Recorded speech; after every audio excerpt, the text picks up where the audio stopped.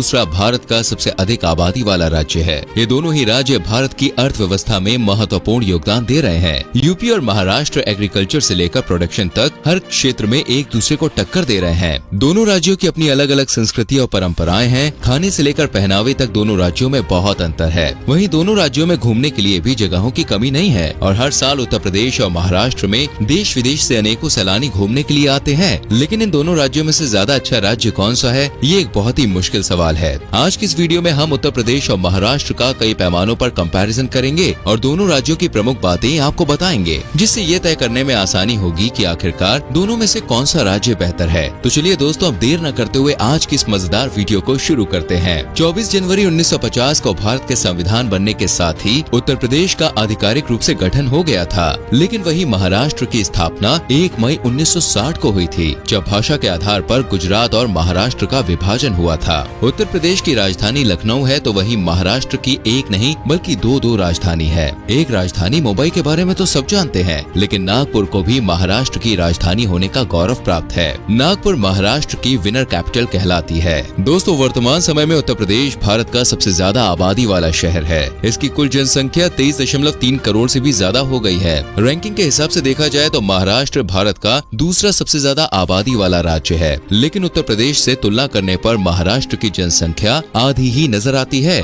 महाराष्ट्र की total population 12.5 crore के आसपास है। महाराष्ट्र भारत का तीसरा सबसे बड़ा राज्य है, तो वहीं उत्तर प्रदेश भारत का चौथा सबसे बड़ा राज्य है। डेंसिटी पॉपुलेशन की बात करें तो इस मामले में महाराष्ट्र की स्थिति उत्तर प्रदेश से काफी बेहतर है। महाराष्ट्र में प्रति वर्ग किलोमीटर एरिया में औसतन 382 लोग रहते हैं, तो वहीं उत्तर प्रदेश में ये आंकड़ा 888 का है। उत्तर प्रदेश में बोली जाने वाली मुख्य भाषाओं में हिंदी, उर्दू, अवधी और भोजपुरी शामिल है। महाराष्ट्र में सबसे ज्यादा मराठी भाषा का ही प्रयोग किया जाता है। हालांकि इसके अलावा गुजराती, हिंदी और उर्दू बोलने वाले लोग की संख्या भी काफी ज्यादा है। महाराष्ट्र और उत्तर प्रदेश में सबसे ज्यादा आबादी हिंदुओं की ही है और दोनों राज्यों की ही लगभग 80% जनसंख्या हिंदू धर्म को मानती है और इस्लाम दोनों राज्यों में दूसरा सबसे बड़ा धर्म है। उत्तर प्रदेश में 19% लोग इस्लाम धर्म को मानते हैं। इसके अलावा जैन, सिख, बौद्ध और ईसाई धर्म को मानने वाले लोग भी उत्तर प्रदेश में रहते हैं। वहीं महाराष्ट्र में मुसलमानों की आबादी 11.5% के आसपास है। इसके अलावा महाराष्ट्र में 5.5% लोग बौद्ध धर्म को मानते हैं और 1.25% जैन समुदाय के लोग महाराष्ट्र में रहते हैं। भारत में जैन समुदाय के लोगों की सबसे ज्यादा जनसंख्या महाराष्ट्र में ही है। किसी भी राज्य या देश का कंपैरिजन उनकी अर्थव्यवस्था के बारे में बात किए बगैर अधूरा है। महाराष्ट्र को भारत का सबसे अमीर राज्य का दर्जा प्राप्त है। पुणे भारत का दूसरा सबसे बड़ा IT हब है।